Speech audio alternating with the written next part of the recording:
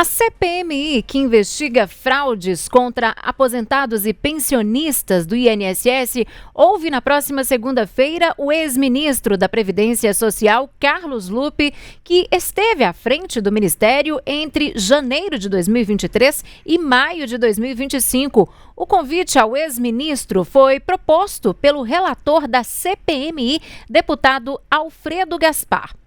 E, segundo o parlamentar, o ex-ministro detém informações imprescindíveis para esclarecer quais medidas foram adotadas para evitar o desconto ilegal dos benefícios. E quem também será convidado é o ex-ministro da Previdência do governo do ex-presidente Jair Bolsonaro, Carlos Oliveira. O deputado Alencar Santana, do PT de São Paulo, avalia que esses depoimentos serão fundamentais. Não há por que se omitir, se esconder, pelo menos de nossa parte. E nós queremos saber, tanto o ministro quanto o presidente do INSS, diretoras de benefícios, têm que vir à CPI para prestar esclarecimento. Se sabiam, se não sabiam, se tomaram alguma providência, o que fizeram. E durante a sessão dessa quinta-feira, a CPMI aprovou novos requerimentos sobre documentos importantes, como explicou o vice-presidente da comissão, deputado Duarte Júnior. Requerimentos para a solicitação de mais documentos, mais informações, como por exemplo, um requerimento que aqui eu destaco, é um requerimento em que nós solicitamos informações pormenorizadas específicas sobre a visita do careca do INSS aqui no Congresso Nacional. Queremos saber que dia ele veio, quem ele visitou, o que ele veio fazer, quanto tempo ficou, porque ele é o principal nome, é o protagonista dessa fraude. A diretora de Previdência e Benefícios da CGU, que é a Controladoria Geral da União, Eliane Mota, foi ouvida nessa semana. Ela disse que uma auditoria identificou alta de reclamações e que comunicou irregularidades à Polícia Federal. A profissional ainda revelou que todas as instituições apresentaram algum tipo de inconformidade. A CGU pode dizer que foi feita a verificação e estava tudo em ordem com o cumprimento das obrigações. De acordo com as análises que foram feitas e que nós registramos em relatório, não existe nenhuma das entidades que nós possamos dizer que não exista algum tipo de inconformidade. Quando a senhora fala em conformidade, eu posso entender isso como, por exemplo, falta de autorização ou autorização viciada para desconto irregular? Sim. Então, a partir de agora, vou tratar todas as entidades que estão aqui como investigadas. O advogado Eli Cohen falou à comissão no dia 1º de setembro. Ele afirmou que a investigação das fraudes no INSS nasceu de uma pesquisa que ele fez em São Paulo. Senhor relator, aqui eu teria que repetir, então, o fato é o seguinte, por volta de dezembro de 2022, fui procurado por dois aposentados que diziam estar sendo usado conscientemente, ou sendo usado, vou dar o nome aqui, tá? Maria Aparecida Vieira Ambeck e Luiz Carlos dos Santos Obasp. Todas essas duas associações são operadas, capitaneadas pelo grupo de Maurício Camissotti. Perfeito? Então, essas duas pessoas vieram e por uma grande sorte de 6 milhões de aposentados, eu acabei atendendo eles. E eu para falar a verdade, eu queria mesmo, com toda franqueza, eu queria que aquilo acabasse logo, porque para mim era uma coisa que não tinha muito sentido. Por outra, eles estavam ali de forma consensual, né, recebendo. Então, mas eles foram falando e eu fui analisando, como falei, no Google, pessoal, no Google. E em poucos minutos eu já sabia que... Eu não sabia exatamente a autoria, eu não sabia se Maurício, se o grupo THG estaria envolvido dolosamente, não sabia. Mas eu sabia que ali existia a materialidade de um crime bilionário. Por quê? Porque ao pesquisar no Google, dezenas de outros sindicatos e associações apareceram com o mesmo modus operandi. Eu falei, cara, nós estamos acostumados com isso. Nós vamos atrás de detalhes, mas isso não era o detalhe, isso era um elefante na sala. É isso que, na verdade, deixou a gente incrédulo com relação ao INSS, ou então a própria Controladoria, ou a Polícia Federal. Aquilo era um elefante na sala, não era um detalhe.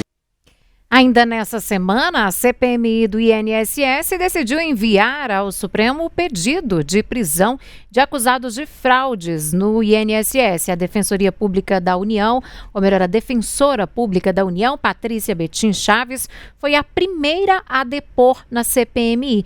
A comissão é composta por 16 senadores, 16 deputados e o mesmo número de suplentes e tem um prazo, portanto, de 180 dias para apurar as fraudes ligadas ao INSS. A fraude pode ter chegado a 6,4 bilhões de reais ao longo de 6 anos. Bom, e para a gente falar mais sobre este tema por aqui, nós vamos conversar agora com o Felipe de Filippo. Ele que é advogado especialista em direito previdenciário, a quem eu já dou as boas-vindas aqui ao Tempo News e já agradeço por atender aí a nossa solicitação. Felipe, boa noite para você e eu já começo te fazendo uma pergunta relacionada a esse assunto. Considerando aí os indícios de fraudes em massa, né, em benefícios previdenciários, com impacto aí de, como a gente disse, 6,4 bilhões de reais, o Estado brasileiro pode ser responsabilizado fiscalmente por omissão nessa fiscalização? E aí eu já emendo outra questão também. E em que medida a inércia estatal pode, de certa forma, configurar ato ilícito tributário ou administrativo? Boa noite, Cília. Muito obrigado pelo convite, pela oportunidade. É um prazer muito grande estar aqui com vocês. Bom, essa questão de configuração de crime tributário ou crime administrativo é uma questão muito complexa que você vai ter que analisar a conduta isolada de cada agente público, tá? Então, não é uma questão que diz respeito ao Estado, né? Aí você vai ter que identificar cada um dos envolvidos. Com relação à questão fiscal, é um problema sério, caiu no Tesouro, tanto é que o governo já fez um acordo no Supremo Tribunal Federal, já iniciou o pagamento para parte dos segurados, já existe um cronograma, né? E dentro desse acordo isso será ressarcido dentro de um período de tempo que significa os últimos 5 anos. Por que os últimos 5 anos? Porque a legislação brasileira prevê a prescrição. O que é a prescrição? Se você não cobrou uma dívida em 5 anos, ela prescreve, ou seja, você não tem mais o direito de cobrar. Então, o acordo contemplou todo o período não prescrito. Então, foi aberta aquela oportunidade via meu INSS, de as pessoas irem lá primeiro conferir se tinha um desconto ou não, e depois fazer aquele processo de reconhecimento ou não reconhecimento desse desconto. Então, do ponto de vista fiscal, como quem diz, a bomba já estourou mesmo. Agora, a questão de conseguir um ressarcimento desse valor é um outro processo que a AGU, eu tenho ciência, está atuando fortemente e aproveitando as investigações aí da Polícia Federal, que vai responsabilizando, pedindo bloqueio de bens, sequestro de recursos depositados, imóveis. Então, está se fazendo um esforço gigantesco para ressarcir e obter a reparação desse dano. Boa noite, professor. Ana Paula aqui de Brasília. O senhor comentou já do acordo, né, que foi homologado pelo Supremo Tribunal Federal. Quem aderiu a esse acordo, né, com o INSS já recebeu via administrativa, né? Mas quem optou por buscar via judicial? Eu queria que o senhor explicasse um pouquinho como é que vai funcionar isso. Vai demorar mais para receber? Pode... pela decisão do Supremo Tribunal Federal, essa pessoa vai poder invocar ali o Código de Direito do Consumidor e pedir esse ressarcimento em dobro, ou esse acordo também do STF já bloqueou esse ressarcimento em dobro? O senhor poderia explicar um pouquinho melhor para a gente isso? Boa noite, Ana Paula. Prazer em conhecê-la. Veja bem, primeiro eu vou falar do Código de Defesa do Consumidor, que nós não temos uma relação de consumo, tá? Entre a União e o segurado do INSS não tem uma relação de consumo. Isso é um primeiro ponto aqui, então não acredito nessa questão em dupla. Eu acho que esse acordo, eu não conheço o teor do acordo, conheço as linhas gerais, foi falar. A proposta do acordo é ressarcir todo mundo que for direto lá no INSS e apresentar. Quem não for, vai cair numa via judicial. Olha, vou ser muito sincero, o Poder Judiciário, a Justiça Federal especialmente, está entupida de processo, abarrotada. É uma briga que eu vou falar que eu não recomendaria, tá? Eu acho que nesse acordo também, eu acho que os juízes de primeira instância vão acabar seguindo, porque vai chegar ao Supremo, não haverá dano moral, tá? Porque particularmente até não vejo ser cabível o dano moral nesse caso, e o período a ser ressarcido também numa ação judicial é 5 anos. Então, eu acho que quem caminhar por esse caminho vai pegar um judiciário entupido e vai demorar anos e anos para receber aquilo que, sinceramente, vai receber na via administrativa. Agora, a CPMI pode, ao final dos trabalhos, gerar elementos, de certa forma, que fundamentem aí ações civis públicas ou até mesmo execuções fiscais contra empresas ou também agentes envolvidos aí nessa questão, doutor? Não, porque essa medida ela já vem sendo tomada pela Advocacia Geral da União, que tem incansavelmente trabalhado nisso. Eu conheço pessoas da AGU que estão envolvidas diretamente nesse trabalho e não tem tido nem sábado nem domingo, muitas vezes. Então, à medida que os elementos estão aparecendo, porque você para entrar com uma ação judicial, você tem que fazer prova, tem que ter elementos, então, à medida que os elementos estão avançando e tudo, ela vem já propondo. Quem vai propor toda a ação judicial aí nesse caso vai ser a Advocacia Geral da União para obter, porque é o órgão competente dentro do Estado brasileiro, nas questões envolvendo a União. A CPI pode ajudar com dados que foram levantados, alguma coisa que surgiu de nova que ainda não está na Polícia Federal, dados que possam vir a substanciar as ações de ressarcimento, né, que aí não seriam ações civis públicas, mas seriam ações de cobrança. Vai cobrar esse débito, vai provar, e aí sim vai obter o ressarcimento na medida do patrimônio que foi encontrado. É por isso que eles já estão fazendo antecipadamente essa ação, essa postura que eu vou chamar aqui de cautelar, né? De o juiz, bloqueia para mim isso. À medida que eles estão descobrindo coisas, estão pedindo bloqueio. E aí tem carro, imóvel, dinheiro, já tudo bloqueado, para depois, então, conseguir esse ressarcimento na melhor medida possível. Agora, a questão criminal, certamente os elementos criminais que forem levantados e apurados pela CPI deverão ser encaminhados ao Ministério Público, que é quem tem a competência de propor ou não propor ação penal. A Câmara aprovou nesta semana o fim, né, desses descontos associativos nas aposentadorias e pensões. O senhor avalia que isso é uma medida positiva para evitar fraudes ou não faz diferença? Olha, eu acho que é o seguinte, o proibir a questão do desconto associativo é um tiro no coração de sindicatos que têm uma função social muito importante na sociedade brasileira. É aquela história, os justos estão pagando pelos pecadores. O que falta realmente, falta mesmo, já de longa data, são duas coisas. Do parte da administração pública e até de muitas empresas privadas, sistemas de controle, né? Isso aqui ficou evidente que não tem controle, não tem processo, não tem governança. Se isso tivesse, né, várias medidas que tentaram ser tomadas e não foram tomadas, como biometria, como algumas travas ou alguma exigência de maior formalidade, isso não teria chegado a outro ponto. Por outro lado, também, eu vou falar uma coisa que talvez não seja uma coisa muito simpática.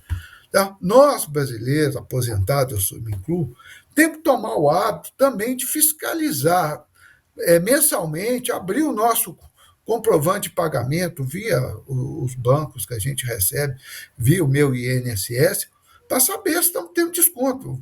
Eu tive pessoas me procurar que descobriu agora, tem 10 anos que tem um desconto e nunca tinham percebido. Então, até por isso é que eu não vejo o dano moral, porque a pessoa também não fez a sua parte do controle. Então, o radicalismo de acabar com esse desconto, ele vai punir aqueles sindicatos que vinham fazendo trabalho sério em prol de aposentados e outras categorias. Né?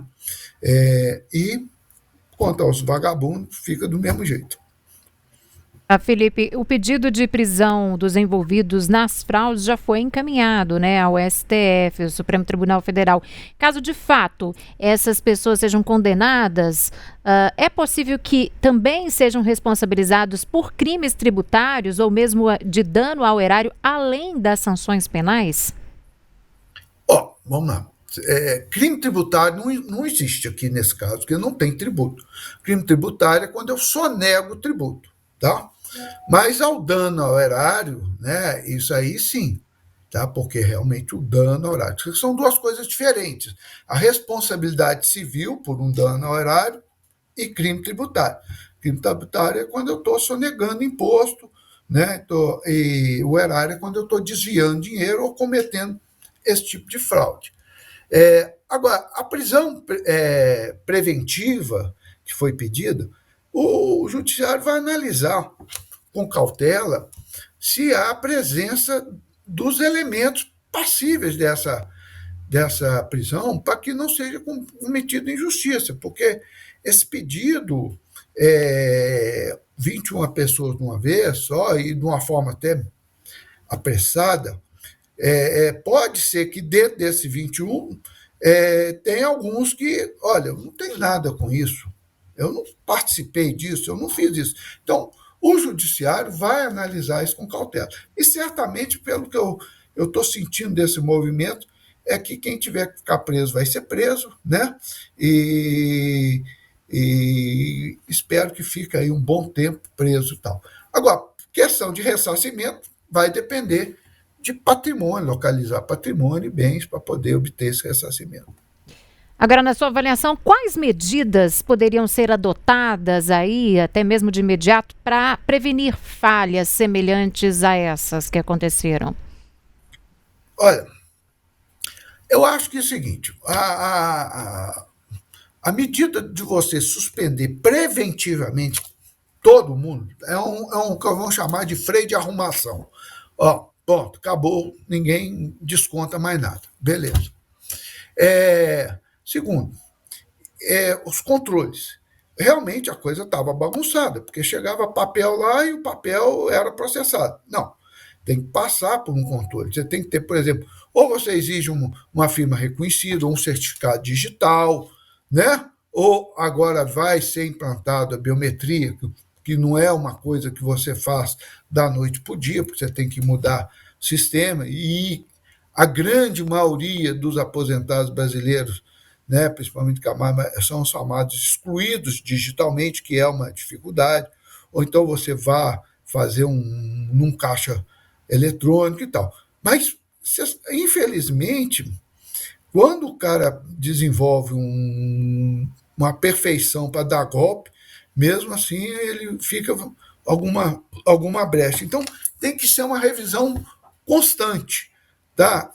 Por exemplo, pode fazer auditoria por amostragem, de ligar para o segurado, de mandar um e-mail, ou WhatsApp, está sendo descontado? Não está? Não é isso, sim ou não? Né? Ou pedir para a pessoa, se não quiser responder, comparecer à agência. Né? Auditorias permanentes nessas entidades, isso aí pode ser que também pode fazer por amostragem. A CGU vinha fazendo isso, viu, pelos depoimentos, né? Mas os alertas foram ignorados. E o que é o seguinte, o alerta da CGU não pode ser ignorado, em hipótese alguma. É um corpo técnico altamente qualificado e que teve a oportunidade de dar uma contribuição muito grande. E um outro ponto é o seguinte, gente, chega uma denúncia, nós vimos aí o advogado, ele levantou a lebre há muito tempo, então você não pode ficar parado. E alguma coisa é o seguinte, chega uma denúncia com a gravidade, tem o mínimo de elemento, põe um freio de arrumação, parou o desconto, bom, aí você vai vir, porque agora para frente nós vamos ter que ter uma vigilância constante, para evitar a continuidade e o surgimento de novas fraudes. Tá certo. Nós conversamos, portanto, com o advogado Felipe de Filippo, que é advogado especialista em direito previdenciário. Doutor, muito obrigada, viu, por atender o nosso chamado, por participar conosco hoje aqui do Tempo News. Uma ótima noite para o senhor. Eu que agradeço, foi uma honra muito grande. Bom trabalho, Síria. Bom final de semana para vocês aí. Para todos nós.